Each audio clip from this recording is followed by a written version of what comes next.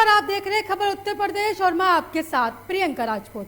Bulletin की शुरुआत करेंगे इस वक्त की अहम खबर के साथ। बता दें कि सिपाहियों के रवैये को लेकर उत्तर प्रदेश पुलिस एक बार फिर शर्मसार हुई है। मामला आजमगढ़ के मुख्य चौक का है, जहां किसी बाहरी जनपद के वाहन से बिजली का अनुप्रयोग विद्युत तार टूट गया। इसके बाद वहां तैनात पुलिस कर्मी द्वारा उस गाड़ी को जबरन रोका गया था। पुलिस कर्मी पर आरोप है कि वह टूटे तार के बदले वाहन चालक से 3000 रुपए की मांग कर रहा था। सिपाही के इस कृत्य से आसपास के लोग नाराज हो गए और मौजूद सिपाही और स्थानीय लोगों के बीच कहासुनी के बाद तीखी झड़प भी देखी गई। बता दें कि किसी तरह से लोगों ने बीच बचाव कर मामले को शांत किया और स्थानीय लोगों का आरोप है कि मौजूद पुलिसकर्मी वहां अक्सर अवैध वसूली लेकर मनमानी करते हुए नजर आता है। चाचा अपना परिचय दे दीजिए।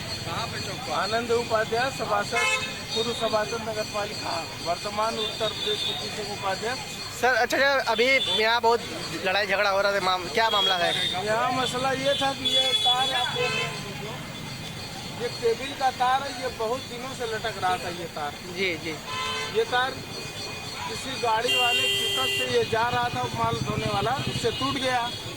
तो उसके वजह में उसका गाड़ी का नंबर बाहर देते यहाँ स्थानीय पुलिस के जो मौके पे थे, उन्होंने कहा कि गाड़ी उन्होंने रुकवा ली उसकी। उससे कहा आप 3000 रुपया दीजिए। तो इधर उधर ढूंढ रहा था, तब तक मैं निमंत्रण से आया तो इस बात का पता चला, तो मैं मौके पे इस बात को फेस किया।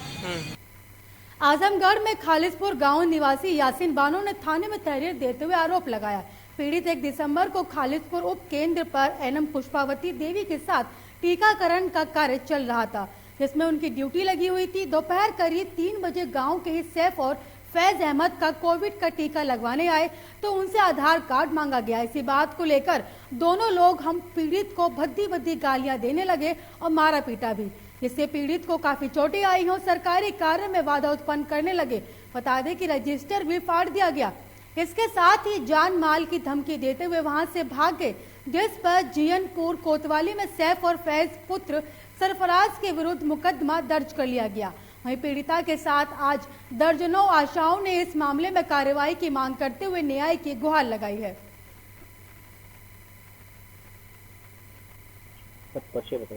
मैं डॉक्टर प्रदीप कुमार, प्रभारी चिकित्सा अधिकारी अजमतगढ़। सर, एक मामला आया था कल, आशा के साथ कुछ हाथापाई का मामला था। क्या है पूरा प्रकरण और कैसे क्या हो रहा है? जानकारी में मामला है, ये कल नियमित टीकाकरण के दौरान कोविड टीकाकरण साथ में चल रहा था और उस दौरान खालिसपुर उपकेंद्र पे हमारी जो आशा कार्यरत है वहाँ पे उसके साथ कुछ लोगों ने मारपीट की थी। तो उसके संबंध में थाने पे कोतवाल साहब से बात हुई थी और एसडीएम साहब से भी बात हुई थी। उचित धाराओं में मतलब उसकी रिपोर्ट दर्ज करा दी गई है और कार्रवाई के लिए मतलब कि मामला चल रहा है। क्या नाम है? यास्मीन बानो। क्या करने थाने पे क्या मामला हुआ था? वो कल हम कोरोना का टीका लगवा रहे थे, वहीं पे आधार कार्ड मांगे।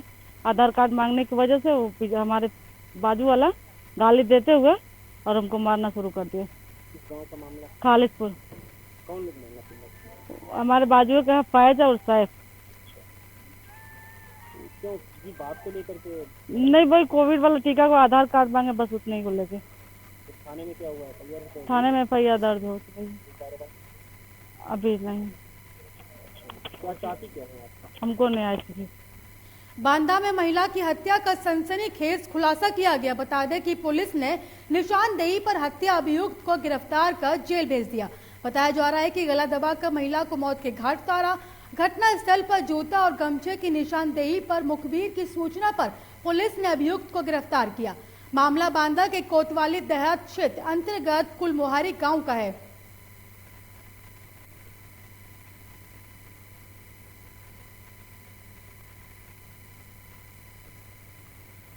बुलंदशहर में कोविड टीकाकरण का काम छोड़कर धरने पर बैठ गए स्वास्थ्य विभाग के संविदा कर्मचारी। 7 सूत्रीय मांगों को लेकर धरने पर बैठे स्वास्थ्य कर्मचारी समान काम तो समान वेतन की मांग भी शामिल है। हड़ताल पर जाने से कोविड-19 टीकाकरण और सैंपलिंग के साथ साथ प्रोग्रामिंग और रिपोर्टिंग काम रुका हुआ है। धरने पर एनएम, बीपीएम यूनिट, आरबीएस के team, LAT staff, nurse, CSO, data operator और संविदा डॉक्टर्स भी शामिल हैं। संविदा कर्मियों के धरने की वजह से टीकाकरण केंद्रों से कोविड टीकों की खेप वापस लौटाई गई। बता दें कि जिला अस्पताल में अभी भी काम रुका हुआ है। मैं एनम हूँ और मैं जंगीराबाद CSC से हूँ। अच्छा, जैसा आप लोग यहाँ धरना प्रदर्शन कर रहे हैं तो क्या डिमांड्स हैं आपकी, और कोविड का जो अभियान चल रहा है वो किस तरह से रुका हुआ है? हमारी डिमांड ये है कि हमें जो कोविड का पैसा मिलना था, हमें एक भी पैसा अभी तक मिला नहीं है। हम लगातार ड्यूटी कर रहे हैं, हमारी आधी से ज़्यादा सैलरी पेट्रोल में जा रही है। मैं CHO उषा मालागढ़ ब्लॉक पे हूँ। अच्छा, आप क्या क्या काम करती हैं? हम सामुदायिक स्वास्थ्य अधिकारी का NCD स्क्रीनिंग वगैरह ये सब हमारा काम है। हम उपकेंद्र पे बैठते हैं और कोविड टीकाकरण भी आप ही करते हैं? कोविड टीकाकरण पिछले 1.5 साल से, जब से कोविड आया है तब से हम कोविड में ही काम कर रहे हैं। तो जो आज यहाँ क्यों इकट्ठे हुए हैं? आज हम लोग यहाँ पर इसलिए आए हैं क्योंकि हमें 2.5 साल हो गए हैं मालागढ़ ब्लॉक पे काम करते हुए, और हम एक संविदा कर्मचारी हैं, लेकिन आज तक हमें अपनी नौकरी की श्योरिटी नहीं है। हम चाहते हैं कि हमें समान कर समान वेतन मिले, जहाँ पर हम अपने घरों से 500-1000 किलोमीटर दूर यहाँ पर तैनात। खबर यूपी के चंदौली जनपद के CMO ऑफिस से, जहां पर कर्मचारियों ने धरना प्रदर्शन किया। बता दें कि धरने पर बैठे फार्मासिस्ट सर्वंग के अधिकारी और कर्मचारियों द्वारा प्रदेश में कार्यरत फार्मासिस्ट और संवर्ग के उच्च पदों के वेतन मान नद योग्यता और कार्य दायित्व के अनुरूप प्रदान किए जाने पर रोष व्यक्त किया गया। सरकार से मांग करते हुए CMO ऑफिस के संबंधित अधिकारी को ज्ञापन सौंपा गया। वहीं डिप्लोमा फार्मासिस्ट एसोसिएशन चंदौली के जिला अध्यक्ष RK यादव ने बताया कि अगर हमारी मांगे जल्द से जल्द पूरी नहीं हुई तो आगे कार्यवाही जारी रहेगी और बहिष्कार करेंगे। क्या बताएं? मैं RK यादव, जिला अध्यक्ष डिप्लोमा फार्मासिस्ट एसोसिएशन चंदौली। आप लोग CMO ऑफिस के बाहर धरना पे बैठे हैं, क्या है मामला? हाँ, हम लोगों का मामला ये है कि हमारी 20 सूत्री मांगे हैं, जिसमें से बहुत सी मांगों के ऊपर शासन में पहले से ही पत्रावलियाँ चल रही हैं, परंतु आज तक उस पर जो है कोई निर्णय नहीं किया गया। दूसरी बात यह है कि 2 साल से तो कोई वार्ता तक भी नहीं की गई, इसलिए हमारा फार्मासिस्ट संवर्ग इस समय बहुत ही रोष में है, इसलिए आंदोलन पर है। आंदोलन कोई भी संघ करना नहीं चाहता है। अगर उसकी मांगें, उचित मांगें अगर समय से पूरी होती रहें तो हम लोग जो है कि जनता की सेवा के लिए हैं, जनता की सेवा करना चाहते हैं, परंतु यह हमारी बाध्यता है कि हमारी 20 सूत्री मांगों पर अभी तक कोई वार्ता नहीं की गई।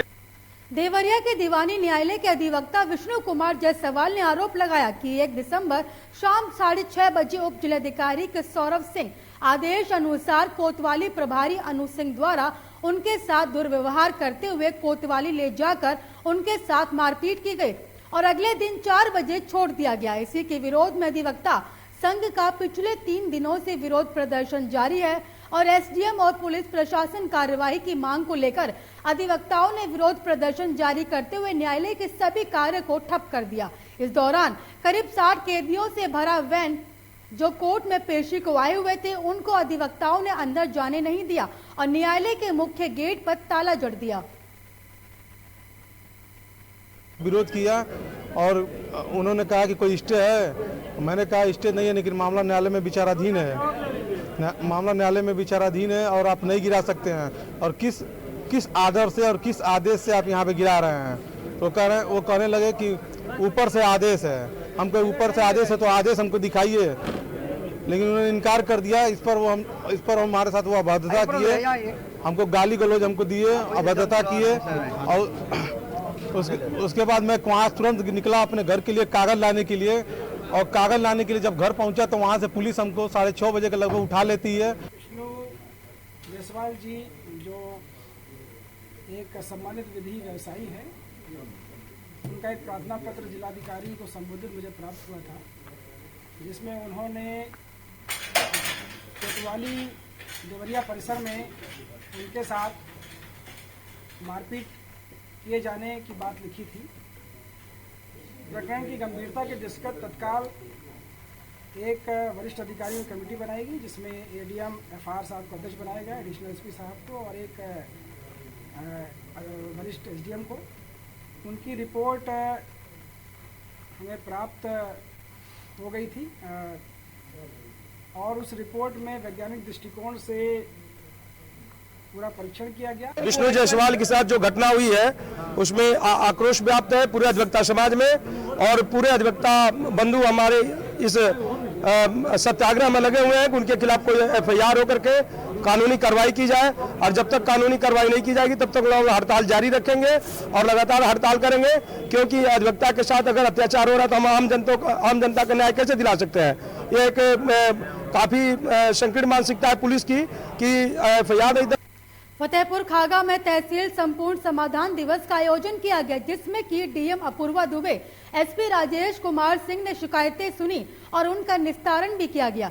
DM ने कहा कि आवास नाली कब्जा हुआ जमीन से जुड़ी शिकायतों के निस्तारण के लिए राजस्व कर्मी पुलिस बल देकर टीम बनाकर निस्तारण के लिए बाद अफसरों का अवगत भी कराते हैं।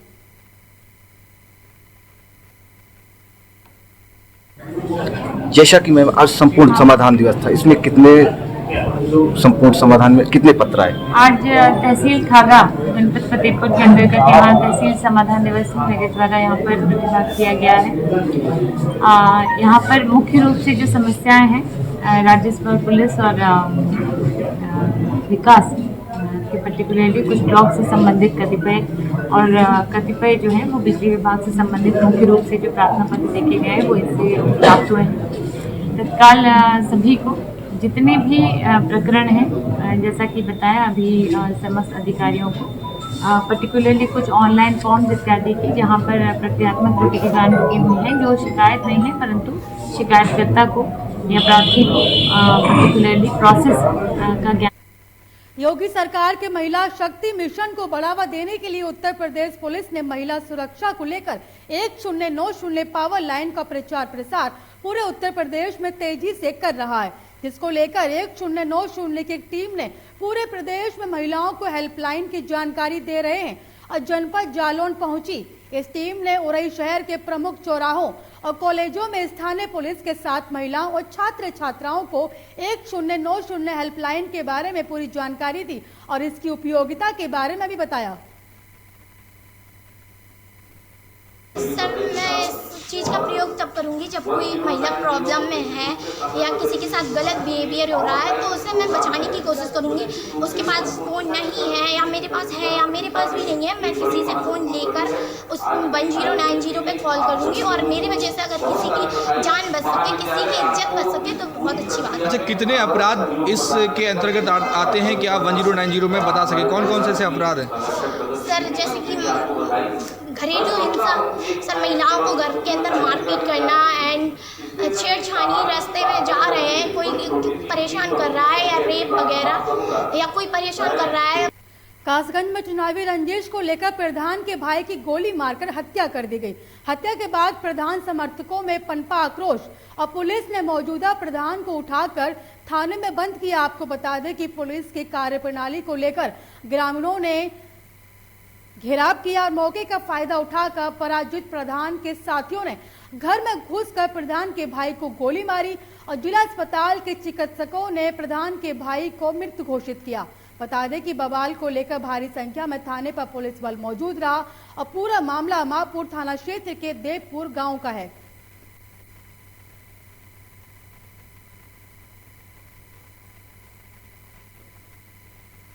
लखीमपुर खीरी के विधानसभा निघासन में बीते विधानसभा उपचुनाव में सीएम योगी आदित्यनाथ ने निघासन आकर एक चुनावी जनसभा को संबोधित करते हुए कहा था कि हमारी सरकार में किसानों का बकाया गन्ना भुगतान दिनों के अंदर प्रत्येक दशा में किया जाएगा। लेकिन सरकार बनने के बाद लखीमपुर खीरी ने बकाया गन्ना भुगतान को लेकर किसान परेशान है और आक्रोशित भी है। बकाया गन्ना भुगतान को लेकर धरने पर बैठे हुए हैं। उसके बाद भी चीनी मिलें किसानों का बकाया गन्ना भुगतान नहीं कर रही। जिले के पलिया और गोला तहसील में स्थित बजाज हिंदुस्तान चीनी मिलों के मालिक किसानों का करोड़ों रुपये दबाए बैठे हैं। बकाया गन्ना भुगतान न होने पर किसानों की समस्याएं लगातार बढ़ती जा रही हैं। वहीं गन्ना बकाया भुगतान को लेकर पलिया विधानसभा के बीजेपी विधायक रोमी साहनी ने अपना एक वीडियो सोशल मीडिया पर वायरल किया और कहा कि उत्तर प्रदेश के मुख्यमंत्री से किसानों के बकाया गन्ना भुगतान करवाने की मांग को लेकर हाथ जोड़कर मदद की गुहार लगाई। आदरणीय योगी आदित्यनाथ जी महाराज जी, आपको प्रणाम करता हूं। आपको बताना चाह रहा हूं कि मेरी पलिया विधानसभा और मेरे पास की गोला विधानसभा, यहाँ पर बजाज की दोनों चीनी। लखीमपुर से इस वक्त की बड़ी खबर सामने आ रही है। बता दें कि नशा तस्करों पर तिकोनिया पुलिस ने शिकंजा कसा है। इस वक्त की बड़ी और अहम जानकारी आपको लखीमपुर खीरी से आपकी टेलीविजन स्क्रीन पर दिखा रहे हैं, जहां नशा तस्करों पर तिकोनिया पुलिस ने शिकंजा कसा है। बता दें कि एक नशा तस्कर को पुलिस ने गिरफ्तार भी किया है, तो वहीं गिरफ्तार अभियुक्त के कब्जे से 150 ग्राम नशीला पाउडर बरामद किया गया। इस वक्त की बड़ी और अहम जानकारी आपको लखीमपुर खीरी से दे रहे हैं, जहां पर पुलिस को बड़ी सफलता हासिल हुई। बता दें कि पुलिस ने नशा तस्करों पर शिकंजा कसा है और जहां इस दौरान एक नशा तस्कर को पुलिस ने गिरफ्तार भी किया है। बता दें कि गिरफ्तार अभियुक्त के कब्जे से 150 ग्राम नशीला पाउडर बरामद किया गया और वहीं पर अभियुक्त के खिलाफ NDPS एक्ट में मामला दर्ज कर आगे की कार्रवाई में पुलिस जुटी हुई है। आपको इस वक्त की बड़ी और अहम जानकारी लखीमपुर खीरी से दे रहे हैं, जहां पर पुलिस को बड़ी सफलता हासिल हुई।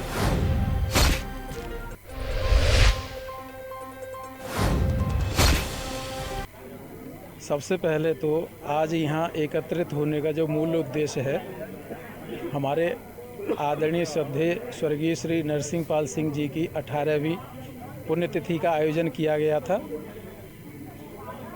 तो मैं ऋषिपाल सिंह जादौन, प्रदेश महामंत्री क्षत्रिय महासभा राजपूत समाज अखंड भारत मध्य प्रदेश की ओर से आपके श्री चरणों में श्रद्धा सुमन अर्पित करता हूं।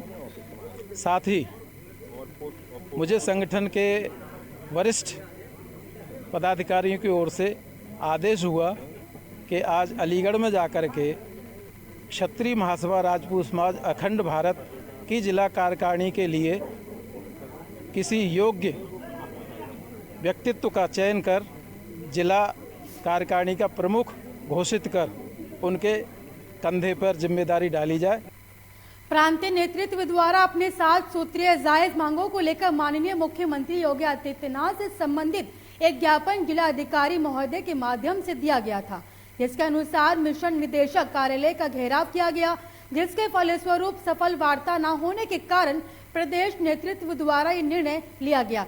बता दें कि प्रदेश के समस्त जनपदों में अनिश्चितकालीन धरना प्रदर्शन करते हुए कार्य का बहिष्कार किया जा रहा है और इसके समर्थन में जनपद मेरठ में राष्ट्रीय स्वास्थ्य मिशन के अंतर्गत कार्यरत समस्त कर्मचारी अधिकारी भी सेवाओं को छोड़कर कार्य का बहिष्कार करते हुए नजर आ रहे हैं।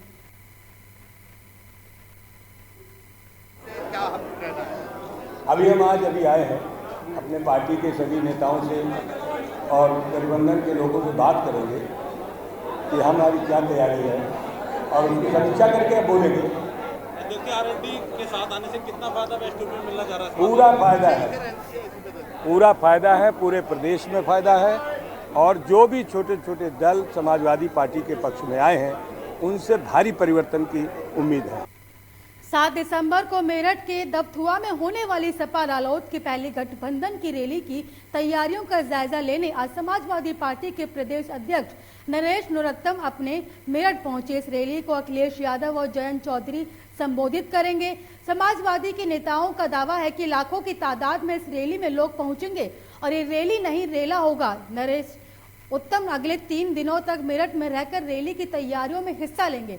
बता दें कि सपा के प्रदेश अध्यक्ष नरेश उत्तम का कहना है कि रालोद और छोटे छोटे दलों के आने से प्रदेश में भारी परिवर्तन की उम्मीद है। केशव प्रसाद मौर्य के बयान पर पलटवार करते हुए कहा कि अपनी नाकामी छुपाने के लिए जुमलेबाजी करते हुए जो विभाग दिया है उसकी चिंता नहीं, सड़कें गड्ढा मुक्त नहीं हो पाई हैं और भ्रष्टाचार लगातार देखने को मिल रहा है।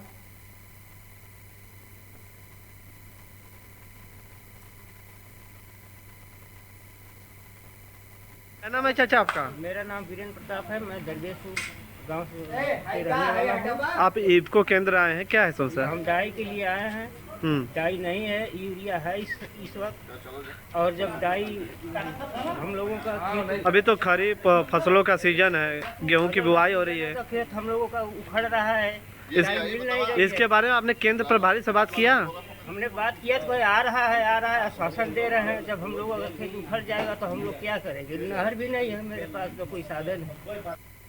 मिर्जापुर पहुंचे बीजेपी के प्रदेश प्रभारी और राष्ट्रीय उपाध्यक्ष राधा मोहन सिंह ने बीजेपी कार्यालय फतवा में बीजेपी नेताओं के साथ बैठक की और विधानसभा चुनाव को लेकर रणनीति तैयार की। बता दें कि बैठक के बाद पत्रकारों से बात करते हुए उन्होंने कहा कि उत्तर प्रदेश में योगी सरकार से पहले गुंडा माफिया भ्रष्टाचार का बोलबाला था। ये सरकार जब से आई है तमाम समस्याओं का समाधान किया गया। पिछली सरकारों ने उन समस्याओं पर ध्यान नहीं दिया और वोट बैंक बनाने का कार्य किया। जब से मोदी सरकार आई है उसने इन समस्याओं पर ध्यान दिया है। गुंडागर्दी, माफिया और तुष्टीकरण की जो राजनीति थी उसको खत्म कर दिया गया है।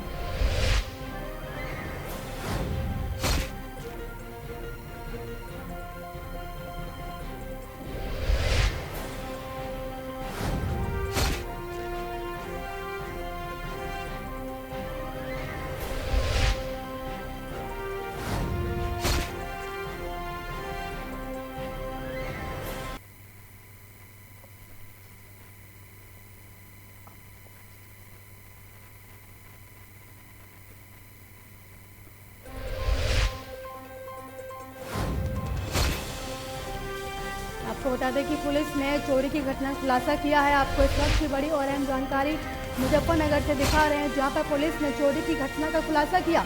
चोर ने मकान के ताले तोड़कर घटना को अंजाम दिया था।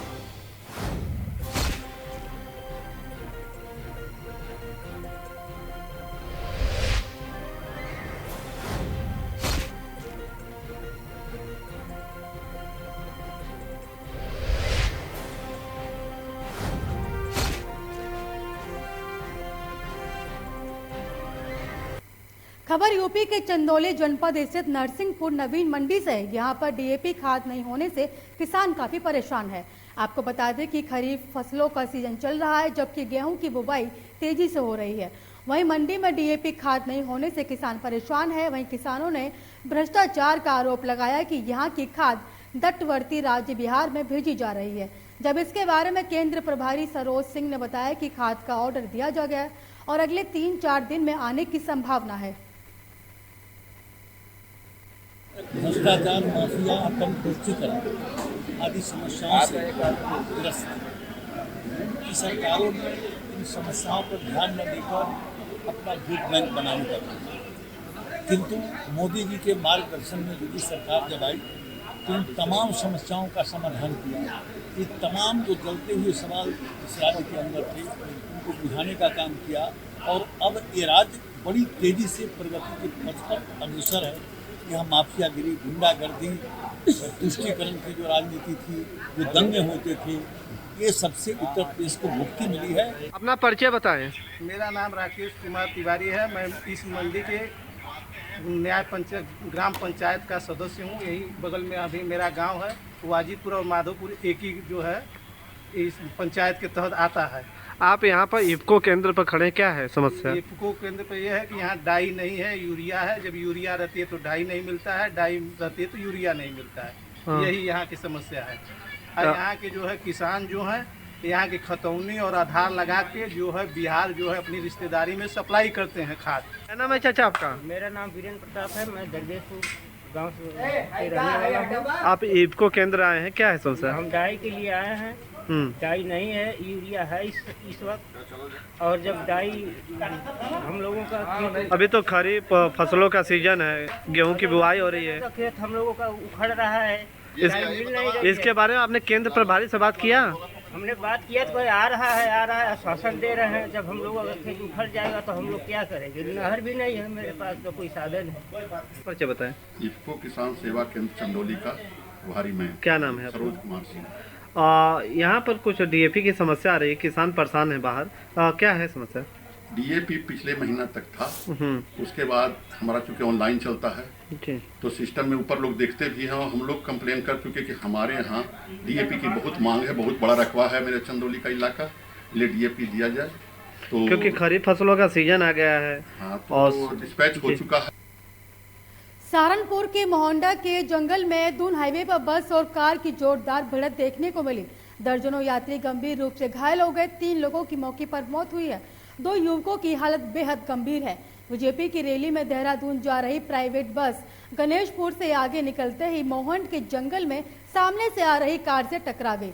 कार में सवार कई लोग बुरी तरह घायल हुए हैं, जिनमें से देहरादून निवासी प्रवीण चौहान उम्र 44, मंजू शिल्पी और मौके पर उनकी मौत हो गई। कार सवार लोग में से एक ही परिवार के बताए जा रहे हैं। हाँ जी, मैं डॉक्टर BD शर्मा EMR जी। ये 11:20 पर एक्सीडेंट आए थे, EMT के द्वारा लाए गए थे। इसमें एक तो विष्णु नाम है और एक है दीक्षांत चौहान। ये तो 2 घायल थे, सीरियस हैं वैसे, और 3 इसमें जो है मृतक अवस्था में थे। प्रवीण चौहान, मंजू चौहान, शिल्पी।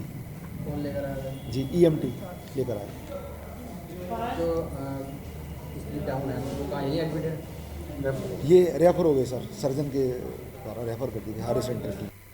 आज सहारनपुर जिला अस्पताल में राष्ट्रीय स्वास्थ्य मिशन और डिप्लोमा फार्मासिस्ट एसोसिएशन के तहत संविदा कर्मचारियों के लगातार धरने का 5वां दिन है, जिसमें से इन संविदा कर्मियों के मुख्य मांग समान कार्य समान वेतन है, जिसमें 3 दिसंबर को इन सभी संविदा कर्मचारियों के धरने को संज्ञान में लेते हुए जिलाधिकारी सहारनपुर और मुख्य विकास अधिकारी सहारनपुर ने इन सभी संविदा कर्मियों से मिलकर इनकी मुख्य मांगों को सुना था और सुनकर ये आश्वासन दिया था कि मैं आप सभी कर्मियों की समस्याओं को मुख्यमंत्री के संज्ञान में लाने का प्रयास करूंगा। फिलहाल आप सभी से धरना स्थगित करने अपने कार्य पर लौट जाने की अपील करता हूं, परंतु ये कर्मी धरना स्थल से वापस नहीं लौटे। इन कर्मियों का कहना है कि जब तक हमारी मांगों को स्वीकार नहीं किया जाता तब तक हम संविदा कर्मचारी वापस अपने काम पर नहीं लौटेंगे। जी, आपका नाम? मेरा नाम प्रभाकर द्विवेदी है और मैं नर्सेज का प्रदेश अध्यक्ष हूं। और आज ये जो हमारे पीछे आप भीड़ देख रहे हैं, ये सभी NHM के संविदा कर्मचारी हैं। क्या डिमांड है? और इनकी डिमांड बहुत ही कम है, 7 सूत्री मांगे हैं और इनमें से मुख्य मांगे हैं समान कार्य समान वेतन। जैसा कि सभी को पता है कि इनको वेतन जो है बिल्कुल ना के बराबर दिया जा रहा, 1/3 वेतन दिया जा रहा, जिनमें आज की महंगाई में जीवन यापन करना बिल्कुल सपने जैसा है। उसमें जीवन यापन बिल्कुल नहीं किया जा सकता। ANM की आप सैलरी देखिए 10,000 12,000 सैलरी दे रहे हैं और नर्सेस की भी सैलरी बहुत कम है। तो आज की महंगाई के दौर में और कार्य डेली बढ़ाया जा रहा, जैसा कि आपने देखा कि कोरोना काल में सबसे ज़्यादा तारीफ अगर किसी की हुई है तो हमारे देश से कोरोना भगाने में NHM कर्मचारियों का सबसे ज़्यादा योगदान रहा। लेकिन उनका सिर्फ थालियां बजाकर मोमबत्ती जलाकर स्वागत किया गया। हमारी मूल मांग जो है वेतन विसंगति को लेकर के है। क्या मांग है? हमारी मांग ये है कि जो जितने भी डिप्लोमाधारी हैं उनको जो वेतनमान दिया जा रहा है हमारे साथ उसके सौतेला व्यवहार किया जा रहा है। हमारी भी मांग है कि हमको भी डिप्लोमा वाला वेतन दिया जाए। ये आपका मांग कब तक चलता रहेगा धरना? ये हमारा धरना जो है आज का 1 दिन का है, कल से हम 2 घंटे का काली फीती बांधेंगे 8 तारीख तक, और 9 से लेकर के 14 तारीख तक जो है हम 2 घंटे का कार्य बहिष्कार करेंगे। सिद्धार्थनगर में राज्यपाल आनंदीबेन पटेल ने सिद्धार्थनगर जिले के महादेव कुर्मी प्राथमिक विद्यालय और आंगनवाड़ी केंद्र का निरीक्षण किया, तो वहीं बच्चों को किताबें और आंगनवाड़ी कार्यकर्ताओं को बांटी गई। आपको बता दें कि जिलाधिकारी सहित सभी प्रशासनिक अधिकारी मौजूद रहे। आपको बता दें कि सिद्धार्थनगर में राज्यपाल आनंदीबेन पटेल पहुंची थी।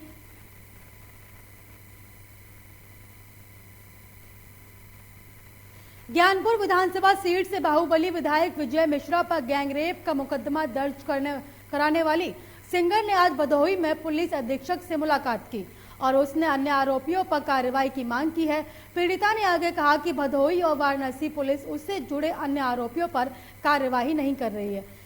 आपको बता दें कि वाराणसी की रहने वाली एक सिंगर ने बाहुबली विधायक विजय मिश्रा और अन्य पर गोपीगंज कोतवाली में गैंगरेप का मुकदमा दर्ज कराया था। इसके अलावा उसने वाराणसी में भी विधायक के परिजनों और अन्य लोगों पर एक मुकदमा दर्ज कराया है।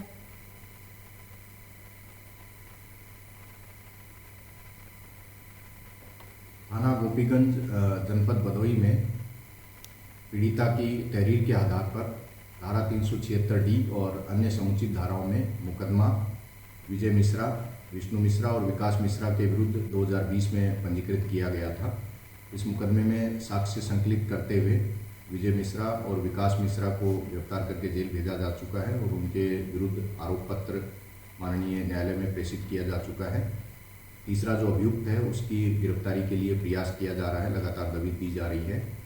जी बताइए, आज यहाँ पर आप आई थी एसपी के यहाँ, क्या मामला है पूरी बात बताइए। देखिए, हमारे ऊपर कल्याण से, पुणे से और मलाड से 3 जगह से हमारे और हमारे सहयोगियों के ऊपर रेप का मुकदमा दर्ज कराया गया है, गैंग रेप का, विजय मिश्रा के साथियों द्वारा, उनके रिश्तेदारों द्वारा।